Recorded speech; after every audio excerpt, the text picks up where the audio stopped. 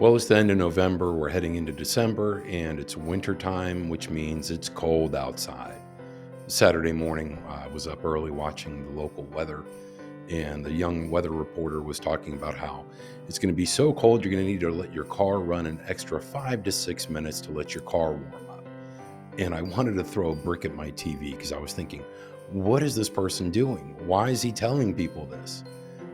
Modern cars do not need to run for 5 to 6 minutes or 4 minutes or 3 minutes to warm up. Cars warm up faster when you're driving them. Almost all auto manufacturers recommend only running your car for 30 seconds and then you're good to go, just to let the oil kind of recycle through the engine. But that's about it. Back in the old days, when you had these big cast iron blocks, and we didn't have antifreeze back then. Well, they didn't have antifreeze back then. People filled their radiator with water. And so, yeah, in the wintertime, the engine would literally freeze because it was just a block of ice. But we're way past that. So when he was saying this, I was thinking, oh, this poor guy, he's taking information that his dad passed on to him, which was passed on from his grandfather to his dad, and so on and so forth. And we just perpetuate this bad information. Now that there's new information available, change your thinking. By the time you get in your car, put the keys in the ignition, that's 30 seconds to put your seatbelt on, adjust anything you want to adjust, put your coffee mug away, put your briefcase, your purse, whatever. That's about 30 seconds. Now you're ready to go. Almost every new car today has those little lines on the back window. That's your rear window defrost. And you hit the buttons on the dashboard, and that will help speed up, the de-icing or anything that's on the rear windshield. Same thing with the front windshield. Hit the defrost button, set the heat on a high. But one thing a lot of people don't do is hit the recirculator button. It's the button where it looks like it's a little image of a car, and it's got an arrow going around it. So if you don't hit that, you're going to keep having cold air from outside coming through the vent system, and your car is not going to get as warm inside as you'd like it. So recirculate the air. Take the warm air in there and just keep pumping it around. So that'll expedite the process of heating up the inside of your car, making it more cozy for you. I mean, short of having a fireplace in your car, what are you wanting out of your vehicle? It's just be getting back and forth to work. So what are you doing in 2023 warming your car up for 5 to 6 minutes? We have antifreeze today. There's products like Prestone's de-icing that you put into your windshield reservoir.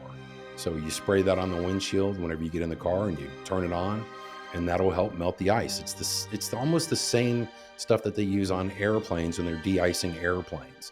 So it's perfect for your windshields, and it's available at Walmart and almost every parts store like AutoZone, Napa, places like that. So that's out there. But you idling your car's engine will affect the wear and tear on your car and make things break down faster because it's just not designed to do that. You don't have a diesel vehicle. 18-wheelers are diesel, and they're designed to run on idle. That's why when you see trucks pull into the truck stop and park overnight, they can run the heater in the engine to have the heat going all night long. Same thing in the summertime. They can have the AC on by having the truck running. But you don't have an 18-wheeler. You have a car or a modern truck or SUV, whatever it is. But if it's a gas-powered car, you running your car on idle will just end up costing you down the road with engine problems. So stop doing it. It's not necessary. You're going to say, John, but what about if there's a lot of snow and a lot of ice on the windshield? Well, there's all kinds of bonnets that you can buy. Again, at these auto parts stores, Walmart, online, Amazon, I'm sure has them. I've seen them on QVC and other places where it's a bonnet that you put over your windshield, and it's got two elastic bands that you place over your mirrors, and that protects your windshield overnight. So in the morning you come out, take that off. It's almost like those sunscreen visors that you have in the inside of your car. Well, this is like for the outside of your car on your windshield. So when you get up in the morning and there's been 5 feet of snow, you just peel that off and hey, clean windshield. And also, it's winter time. Bundle up. Put on something warm when you get in your car. If you're walking out there in shorts and a t-shirt, and it's cold, well, surprise, surprise. So bundle up. Put on a heavy jacket. Wear a scarf. Put on some winter gloves.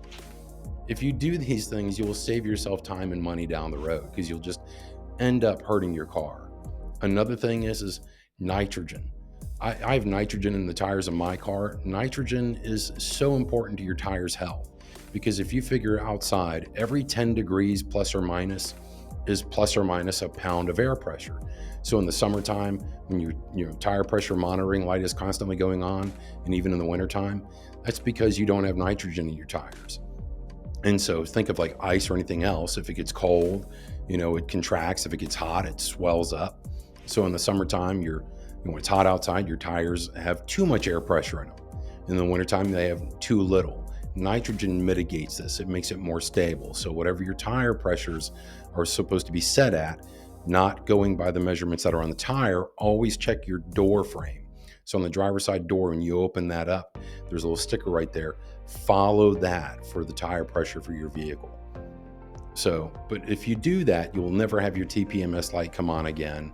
Almost all manufacturers or auto dealerships offer nitrogen at a low cost, and they also have usually a road hazard warranty with it. So if you buy the nitrogen for your tires, you also get like something. If you puncture a tire, they'll replace it for free. So it's really worth the money. But if you do these couple of things, stop warming up your car, dress warmer, buy the de-icer for the windshield, you'll save yourself money down the road. So, and your car will be happier and it will survive another winter and last longer for you. So, I hope these tips have been helpful for you. Like I said, when I watched this weatherman saying this the other day, I was just like, "Whoa, where?" Because this is a young guy. I'm like, "Where's he getting this information?" So, anyway, pass this on to your friends. Tell them, tell your family members, tell your mom and dad, hey, it's not 1950 anymore. You don't have to warm up the Packard. It's not a hand crank engine. So, anyway, but I saw that and thought, I've got to, fix this for everybody. So, anyway, I hope this was useful and helpful information. If you enjoy my channel, please hit the subscribe button, and I'll see you next time.